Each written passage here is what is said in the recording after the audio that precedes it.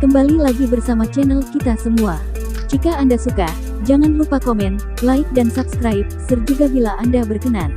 Selamat membaca dan mendengarkan. Perintah Kaisar Naga, Bab 4358-4360. Wajah Valet penuh dengan keterkejutan, dan dia perlahan tenggelam ke dasar laut. Apa yang sedang terjadi? Teknik apa yang kamu gunakan? Bahkan laut mati pun tidak bisa membahayakanmu sama sekali. Valet bertanya dengan bingung.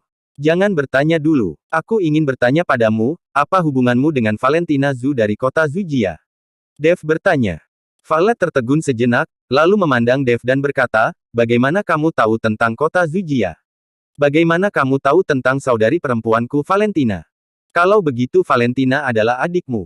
Sepertinya tebakanku tidak salah. Meskipun wajahmu hanya tersisa separuh, kamu terlihat persis seperti dia. Dev berkata sambil tersenyum. Tapi wajah Valet tiba-tiba menjadi dingin. Dia tidak suka orang lain membicarakan wajahnya. Valet memakai kembali topengnya dan berkata dengan dingin, bagaimana kamu bisa tahu tentang saudari perempuanku? Dev tidak punya pilihan selain menceritakan secara detail bagaimana dia bertemu Valentina, tapi dia tidak menyebutkan tentang pengagum Valentina, McKinney Xiao. Ketika Valet mendengar ini, dia langsung menjadi marah, kalau begitu kota Kijia benar-benar kurang ajar. Mereka tidak berani memperlakukan kota Zujia kami seperti ini sebelum sekte 10.000 pedang kami dihancurkan. Apa yang terjadi dengan sekte 10.000 pedangmu? Mengapa sekte itu dihancurkan? Apakah hanya karena para pembudidaya iblis itu menginginkan rahasia sekte 10.000 pedangmu? Dan apakah sekte 10.000 pedangmu terlalu lemah, sehingga beberapa pembudidaya iblis bisa memusnahkannya? Dev tidak mengerti, para pembudidaya iblis itu tampaknya tidak terlalu kuat, bagaimana mereka bisa memusnahkan sebuah sekte? Jangan bicara omong kosong, sekte 10.000 pedang kami tidak lemah, jika tidak, ayahku tidak akan mengirimku ke sekte 10.000 pedang untuk belajar seni bela diri. Hanya saja aliansi penyegelan iblis mencoba merayu sekte 10.000 pedang kami, tetapi guru menolak untuk bergabung dengan aliansi penyegelan iblis, jadi aliansi penyegelan iblis mengirim sejumlah besar pembudidaya iblis untuk menyerang kami secara diam-diam. Karena kehancuran sekte pemurnian senjata, sekte 10.000 pedang kami belum dapat memperbarui pedang biasa selama lebih dari 10 tahun, mengakibatkan penurunan kekuatan yang tajam. Pada akhirnya, murid-murid sekte 10.000 pedang melarikan diri sampai mati. Guru memberiku buku rahasia sekte 10.000 pedang untuk diamankan. Aku mengambil buku rahasia itu dan lari bersembunyi di laut mati. Karena aku menghindari pengejaran, aku tidak sengaja terjatuh ke laut mati dan separuh wajahku menyentuh air laut, sehingga aku menjadi seperti ini. Aku bersembunyi di beberapa pulau di laut mati. Aku tidak berani pulang karena aku takut kerabatku di kota Zujia akan dirugikan. Aku tidak tahu ini sudah berapa lama. Apakah ayah dan yang lainnya baik-baik saja? Valet tidak bisa berhenti menangis saat mengingat masa lalu. Aliansi penyegelan iblis terlalu kejam. Cepat atau lambat, aku akan memberantas aliansi penyegelan iblis. Mata Dev bersinar dengan dingin. Ada apa denganmu? Kudengar aliansi penyegelan iblis memburumu dengan hadis sumber daya selama 100 tahun. Apakah kamu memiliki dendam dengan aliansi penyegelan iblis? Valet bertanya. Sebenarnya, tidak ada dendam besar, hanya saja aku membunuh putra pemimpin aliansi penyegelan iblis. Dev berkata dengan ringan. Apa? Valet memandang Dev dengan tidak percaya, dan akhirnya mengacungkan jempol kepada Dev dan berkata, kamu sangat hebat. Oke, aku memang hebat, tapi jangan memujiku, nanti aku bisa menjadi besar kepala. Aku punya beberapa ramuan di sini. Kamu bisa meminumnya dan kamu akan pulih lebih cepat. Dev mengeluarkan beberapa ramuan pemulihan dan menyerahkannya kepada Valet. Valet tidak sopan dan melemparkan ramuan itu ke mulutnya. Dan saat ramuan memasuki mulut, aliran air jernih langsung mengalir ke seluruh tubuh, membuat Valet merasa nyaman di sekujur tubuh. Aku tidak menyangka kamu memiliki ramuan berkualitas tinggi. Valet tidak bisa tidak mengaguminya. Aku punya banyak hal baik. Begitu kamu mengenalku, aku jamin kamu tidak akan bisa hidup tanpaku. Dev berkata dengan bercanda. Valet memutar matanya ke arah Dev, lalu menutup matanya dan mulai mengedarkan energi spiritualnya untuk pulih. Saat Valet sedang memulihkan diri, Dev mulai bermain dengan pohon suci. Pohon suci itu masih melawan saat di laut, tetapi Dev mengendalikannya sehingga pohon suci itu tidak bisa melarikan diri. Kebetulan aku membutuhkan energi peri untuk berlatih. Setelah aku menghabiskan energi perimu, aku ingin melihat bagaimana kamu masih bisa melawan. Teknik konsentrasi hati Dev sedang berputar, dan sejumlah besar energi peri dari pohon suci mulai diserap ke dalam tubuh Dev.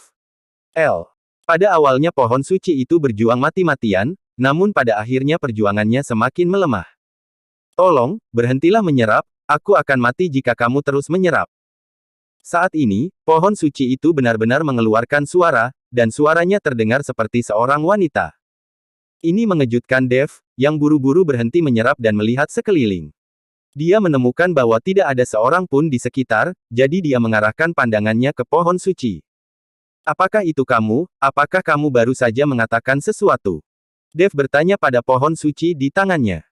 Pohon suci itu menggoyangkan dahannya, ini aku, siapa lagi jika bukan aku? Sial, bagaimana kamu, sebatang pohon, masih bisa berbicara dan memiliki kesadaran? Membagongkan sekali. Mata Dev melebar karena tidak percaya di wajahnya. Nak, gunakan kesadaran spiritualmu untuk berkomunikasi dengan pohon itu. Mungkin bukan karena pohon itu memiliki kesadaran, tetapi seseorang tidak punya pilihan selain menyembunyikan jiwanya di pohon. Saat ini, Raja Iblis Awan Merah berkata. Dev langsung menembus pohon suci dengan kesadaran spiritualnya. Dalam sekejap, Dev menemukan bahwa sesosok tubuh perlahan muncul di pohon suci. Ini adalah wanita berjubah ungu. Wajahnya sangat pucat dan dia terlihat sangat lemah. Kamu, siapa kamu? Kenapa kamu ada di batang pohon? Dev bertanya setelah mendekati wanita itu. Namaku Zier, dan aku adalah salah satu dari 7 peri dari alam surga. Setelah perang antara dewa dan iblis, aku tewas di dunia surga dan manusia. Sisa jiwaku tidak memiliki tempat untuk terikat. Itu adalah akan segera menghilang, sehingga hanya dapat menempel pada suatu bagian dari pulau terpencil ini. Sebelumnya, hanya sedikit energi peri tersisa di tubuhku, tetapi sekarang setelah kamu menyerapnya, aku khawatir aku tidak akan dapat mempertahankannya lebih lama lagi. Zier itu berkata tanpa daya. Salah satu dari 7 peri. Mata Dev membelalak. Saat berada di dunia sekuler, dia telah mendengar cerita 7 peri sejak dia masih kecil. Tanpa diduga, dia bertemu salah satu dari 7 peri hari ini. Maafkan aku, izinkan aku membantumu pulih. Dev mulai menuangkan energi peri yang diserap ke pohon itu lagi. Segera, wajah Zier menjadi lebih cerah, tetapi tidak peduli berapa banyak energi peri yang ada, sisa jiwa Zier hanya bisa berada di batang pohon, kecuali dia menemukan wadah lain, atau Zier dapat membentuk kembali tubuhnya. Tuan, aku ingin tahu apakah kamu dapat membantuku keluar dari pohon ini. Bahkan jika aku merasuki binatang, itu lebih baik daripada merasuki pohon ini. Zier memohon pada Dev. Yang aku tahu, Valet sudah lama tinggal di pulau itu, kenapa kamu tidak merasukinya? Dev bertanya dengan bingung. Valet pernah berada di pulau itu dan sering pergi ke tebing untuk menyerap energi peri. Ada kemungkinan besar Zier akan merasuki Valet. Zier menggelengkan kepalanya, aku terlalu lemah sekarang, dan aku tidak bisa terikat dengan orang yang kuat. Terlebih lagi, gadis cantik itu juga orang yang menyedihkan. Aku tidak tega jika dia tinggal bersamaku di pulau itu begitu lama. Aku tidak menyangka kamu cukup baik hati. Saat kamu bertemu denganku kali ini, maka kamu akan memiliki keberuntungan. Aku dapat membantumu membentuk kembali tubuhmu tanpa kamu merasuki orang lain. Dev memiliki batu iblis surgawi. Jika waktunya tiba, dia bisa pergi ke sekte jiwa iblis untuk memulihkan tubuh Zier. Benarkah? Terima kasih banyak, Tuan. Suatu hari ketika aku kembali ke alam surga, selama Tuan terbang ke alam surga, aku pasti akan membalas budi. Zier berkata bahwa dia akan berlutut di hadapan Dev. Dev akan membantu Zier. Bagaimanapun, dia adalah seorang peri. Meskipun dia hanya memiliki sisa jiwa, statusnya juga mulia. Nona Zier, kamu tidak harus seperti ini, tapi kamu harus menerima keluhanmu terlebih dahulu dan tetap berada di dasar laut. Saat aku menyelesaikan urusanku, aku akan membawamu menjauh dari dasar laut, lalu memulihkan tubuhmu. Dev berkata pada Zier. Sekarang Zier terikat pada sebatang pohon, Dev tidak bisa memasukkannya ke dalam cincin penyimpanan. Dan dia juga tidak bisa memegang batang pohon itu setiap hari. Jika dia mencabut pohon itu dan beberapa orang memperhatikan bahwa pohon tersebut memiliki energi peri, kemungkinan besar pohon tersebut akan berada dalam bahaya. Jadi Dev memutuskan untuk meninggalkan Zier di dasar laut. Bagaimanapun, tidak ada yang datang ke dasar laut mati. Setelah Dev menangani masalah ini di kota Zujia dan membawa Valentina kembali ke dinasti Xiao, dia dapat membawa Zier ke sekte jiwa iblis untuk memulihkan tubuhnya. Oke, Zier akan mengikuti pengaturan Tuan dalam segala hal. Zier memberi sedikit hormat dan berkata. Dev memandang Zier, yang sopan dan santun, dengan karakter seorang wanita lembut, tidak heran dia adalah salah satu dari 7 peri, etiketnya sangat tinggi. Menarik kesadarannya, Dev meletakkan pohon di tangannya di tempat yang datar. Untuk mencegah pohon suci rusak oleh air laut mati atau orang lain, Dev mulai mengukir pola formasi di sekelilingnya. Tidak mungkin pohon suci bisa bertahan setelah Dev pergi. Mungkin pohon suci akan langsung terbakar menjadi abu oleh air laut mati, yang akan merepotkan. Saat Dev mengukir pola formasi, dia juga menambahkan beberapa api es terdingin untuk memastikan suhu di dalam formasi. Tepat ketika Dev sedang berkonsentrasi mengukir formasi, Violet perlahan membuka matanya dan menghembuskan aura yang keruh. Ramuan orang ini sangat bagus, aku pulih dengan sangat cepat. Violet merasa segar dan kekuatan fisiknya pulih dengan cepat. Apakah menurutmu ramuanku sangat bagus? Aku akan memberimu lebih banyak lagi untuk kamu ambil dan gunakan. Dev sepertinya mendengar kata-kata Violet dan langsung melemparkan sebotol ramuan ke Violet.